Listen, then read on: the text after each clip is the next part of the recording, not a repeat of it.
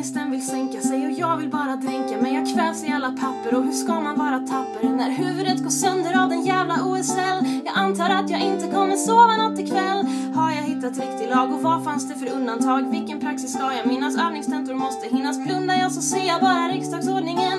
Kanske ska jag läsa hela skiten om igen. Toffifin har tagit slut så nu är läget rätt akut. Kapitel 7 i TF gör att jag snart ramlar ner och dör. Och jag försöker bara hitta någon slags logik i mitt korkade beslut att plugga juridik.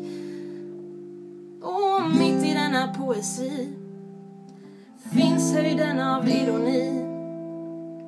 För det är ganska uppenbart att jag inte har pluggat klart. Och det jag gör istället för att läsa om någon rättsaktör eller någon fördragsslutande part. Shit, jag måste plugga snart.